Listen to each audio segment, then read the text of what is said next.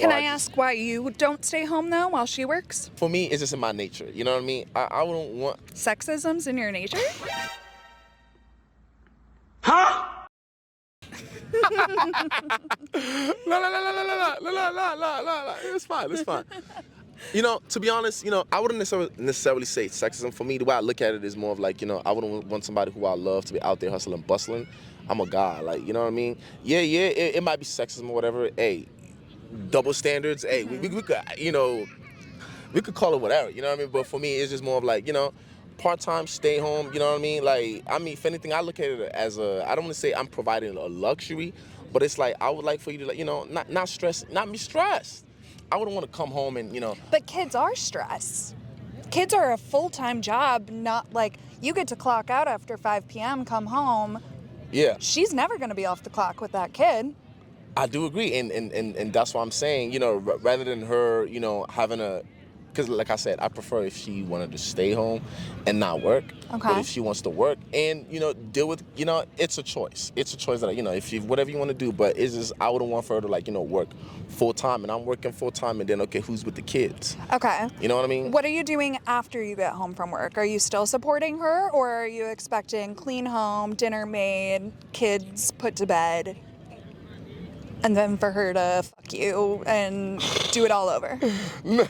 Not like that. You said when I clock back home from work, assuming that what? Or what is she doing? Like, is she staying at home, or is she Like, she's been home all day with the kid. Okay. You come home. Yeah. Are you expecting dinner, clean house? I understand, like, having a kid, you know, taking care of a kid is definitely full-time. If not, definitely way more than a full-time. I've always said it in previous videos and whatnot. It's definitely way more than a full-time, you know, position or whatever. You know, I mean, at the very least, the house clean. That, you know, you know, and then when I get back from work, you know, I'm not just gonna sit around and be like, hey, my leg is stretched out, where's the food or whatever. Nah, if I have to get like a takeaway, like order takeaway before we get back so we can eat as a family, I wouldn't mind doing that. You know, it's not just come home and everything, you know, serve everything on a platter for me. No, right. that's not how life works. You know what I mean? I'm sure she's probably gonna be mad, like, whoa, I'm doing all this and you just come back and, you know, do nothing. And are you also gonna care for the kid and give her an emotional break from the child for, like, weekends? That's what the weekends is for. That's what the what? And that's the thing where I don't like about, like, you know, the way, like, you know, the way the traditional marriage is being portrayed is though, like, you know, oh, you know, I mean, of course, we're in the modern era and stuff like that. Certain things could be tweaked, you know, for sure, you know, but it's just like, it'll be kind of, I don't know what's the word. Is it kind of productive or kind of counter something to what I'm saying? If I want intuitive. Or so, you know what I'm trying to say? Yeah. Like, what I'm trying to say is it's not gonna make sense if I would want her to stay home and not be stressful and then leave everything for her. You know? So it's like, it doesn't make any sense. Of course I'm gonna help out, you know, and that's what date nights is for. Date nights and, you know, the weekend. Okay, what are we doing the weekends? Just me and you, the kids, you know. That, I would assume that's what people do in a traditional marriage, but apparently some don't, you know. But that's how I look at it, you know. Of course, you have to have fun time, work time, and all that stuff. There's time for everything. So how many kids would you want to have? I don't want kids, actually. You don't? Yeah. You don't want kids? No. I don't know. Wait, really? Yeah. Damn. Okay, so what if, like, it's the perfect partner, like the perfect person, you know, like this is your soulmate, you know, but I just want one kid, you know, like, are you gonna, is that like an exception, or it's like, nah, never? Remember, it's your soulmate. I think that'd be debatable. Debatable? Yeah, but I'm just, you know, I go with the vision that I don't want kids. Okay. I'm not close-minded, obviously. Okay. I'm not gonna, like, if it's the perfect relationship, I don't want to lose it just for that. Yeah. I would prefer, like, adopting kids. Okay.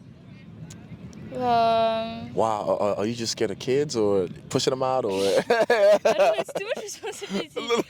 Like, I don't feel like I want to put someone in the world and, like, just everything's dying. There's no need, and I just want to enjoy my life to the fullest. I don't want to say, like, oh, have kids young so you can, like, enjoy your 30s or whatever. I just want to enjoy all my life.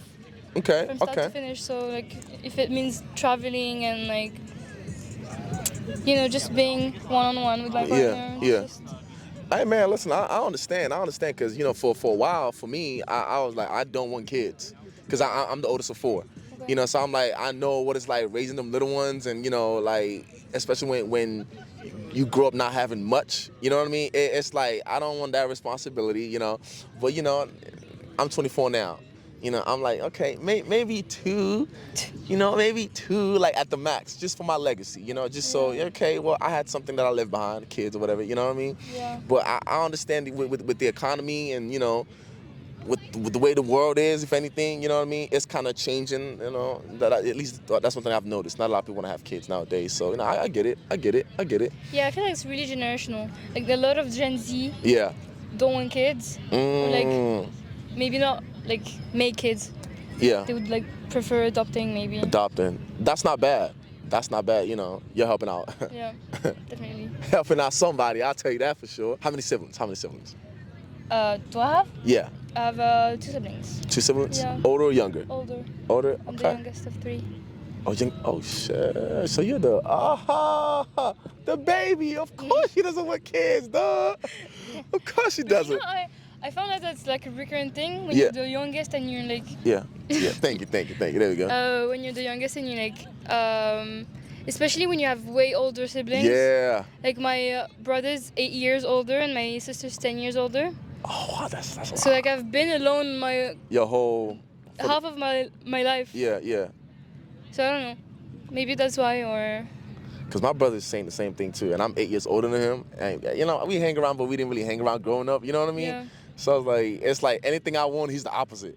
I'm like, what went wrong? What went wrong? So I understand. You know. Speaking of kids, how many would y'all want to have? Or would you? Well, yeah, y'all. How many would y'all want to have? Baby, how many? 3? She says 3. I say 2. I just want like a son first and a little daughter afterwards. But like if I'm a girl dad, I wouldn't mind either. Yeah. But 2 is my like, at least two. 2 is my max. At most 5. At most. Whoa. That's how many my mom has. 5. Okay, yeah. Are you the youngest or the oldest? I'm the 4th out of the 5. The privilege to say that, right? Of course, I was the young. I'm the oldest of 4. Okay. So I'm like the responsibility, all that. When you're the youngest, it's like nah. It's unfair. That's not a fair game, you know. I feel like being the oldest, like it kind of develops you a little bit quicker than the others. I do agree. Makes you like have a little bit more responsibility. Yeah. Like I don't know. You know. Yeah, but then if you're including kids, it's not just a discussion on marriage, it's also a issue on parenting. Yeah. And that's just a whole nother can of worms of how you parent and who's the primary parent. Like, I did one of my internships at a school, and whenever a kiddo was sick, we would only call mom. And it was like, nobody thought to call dad. And it's like, can't take dad away from work, but mom, drop everything, get here. Yeah. They were always the primary parent. Yeah. You know. And so now I'm like, no, I'm gonna call dad. Dad can get his ass here. Yeah. If we're really gonna be honest, lay it out. If we're gonna be honest, like you know, like for the most part, like the divorce court tend to like favor the woman. You know what I mean? In it. Yeah. Be if it's, you know, obviously takes to the tango, you know. Yeah. Or sometimes it could be one person or whatnot. You know. So for me, is I don't like the fact that, you know, okay, we're going through a divorce and it's like, okay, well, it's probably both of y'all, you know, but we're gonna target this one person because he's the guy, and you know. So I was like, do you have any like, I guess you could say, any advice on, like, you know, or I guess your thought on that? Do you think the court system is fair, or you think it's not? So, by the way, it's my second divorce, so I got 2 older kids and I got 1 kid with her. Yeah.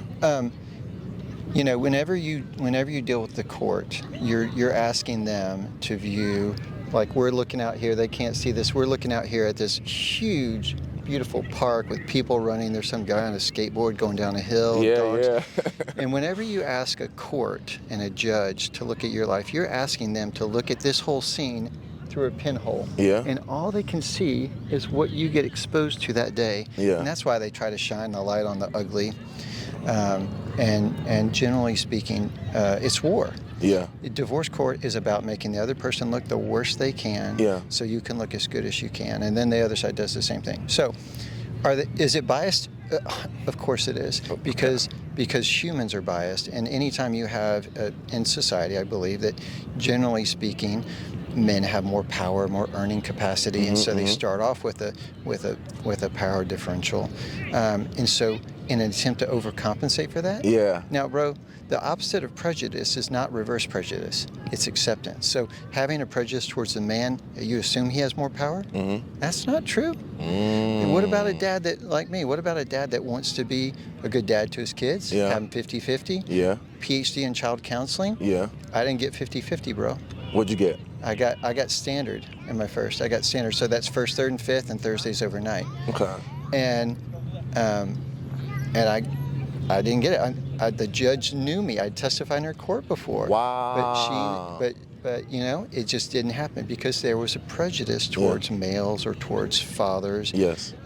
My daughter one time, 8th grade, I might get a little emotional here. Yeah. 8th grade, I was going to pick her up. She calls me, Dad. I'm texting her, I'm on my way. She calls her mom, my ex-wife then. Her mom comes and picks her up, and I pull up, and I get the ugly, no good dad stares from the coach there. Yeah. And all this stuff, and I go, you got to do you. You know, haters gonna hate. Yeah. Okay? So I go to my daughter, pick her up at her mom's house. Yeah.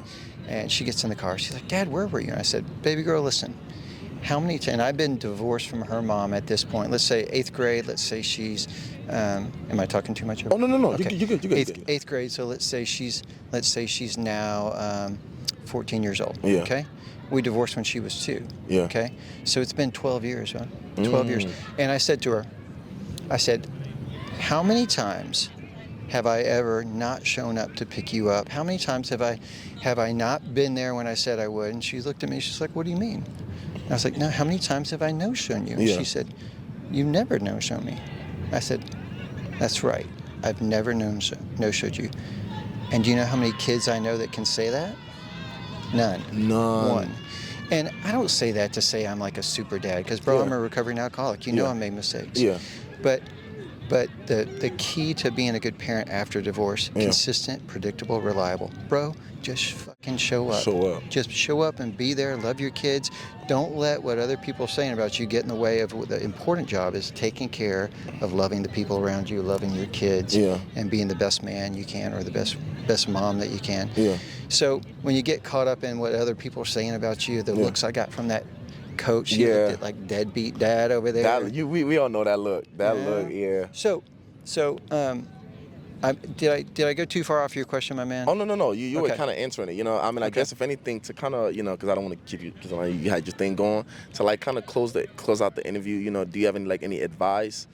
You know, for not even young men, but like, you know, as people in general, like, you know, how to move so we don't go through that divorce and, you know, be wrecked, because I'm sure it's probably emotionally draining going through a divorce and whatnot, you know. So like any advice as an older gentleman, you know what I mean? Okay, yeah. Let me see what I can give you. First of all, be comfortable alone. Know your own faults. Know what you got going on. We all grow up with deficits from our family. Things that went well, things that didn't go well. Yeah. Take the good tools that you got and keep them and hone them. Take the bad tools that you didn't get or they're messed up and throw them away and replace them with better ones. So be comfortable alone, know who you are, know where your faults are. Secondly, when you start partnering with someone, create the kind of dynamic that creates a balance between each other. 2 half people doesn't make a whole. The idea that you complete me is inherently flawed, because then it's your partner's, you know, responsibility to, if you're bored, they got to entertain you. Yeah. So be a whole person, and create a partnership in which that is. Build trust and be vulnerable about it. So that way, when you build that partnership, it's meaningful. Be careful about how quick you go to love. Make sure you like them first. Make sure you know them. What do they like to do? Can you be patient with the process? If you're free to let them go, because they're free to choose to want to go. Then if they're there with you, that's because they're choosing to. let's see, you know, if you're going to be with someone long term, make sure you have the kind of agreement and the kind of focus on the things that make that relationship meaningful. You don't want to just be with someone to be secure. You don't want to be with someone just because you're lonely. Be with someone because you guys want to create a life together in a dynamic that brings more love to those around you and love to each other. And you're complete as an individual. And then, you know, don't marry someone if you can't imagine not being with them for the rest of your life.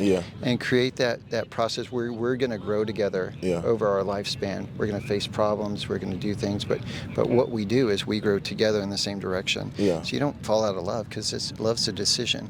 You fall in love with each other every single day and struggle. You know, if you're dating someone and they have a struggle, support them. But if they don't need you to take it over, let them do their struggle and let them love them as completely as you can. That's what I got. That's what you got. Hey, folks, you heard it from Chris. That was actually a good one. You know, especially the point where you know, I guess in other words, just let them grow on their own pace as well too.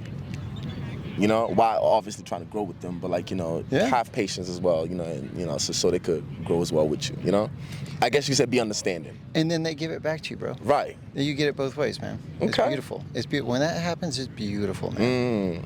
That's love. We appreciate you stopping by. You know, here's a card, by the way. Thanks, bro. You know, scan it. It takes us to our YouTube channel. Oh, cool. And before we the video drops, we're gonna send it to you. And if you want to cut out anything, you could. Hey, you know what I mean? We will cut it and, you know, and I'll stand by what I said, man. Okay. I like that. Yeah. Well, Chris, thank you for stopping by. You bet, man. Appreciate it, man. Chisholm. Yeah. Rita, right? That's how you do it. Hey, There we go. Come on now. Come on. Thank you for stopping by. Of course. Very Thanks much for having appreciated. me. You know, just great. Thank you for stopping by. Much appreciated. Thank you for having me. And do we have a card? Here's the card. Scan the QR code. It's gonna take you to the channel. It's always good to have these like discussions with people, like real face-to-face interactions with like humans and shit. Yeah.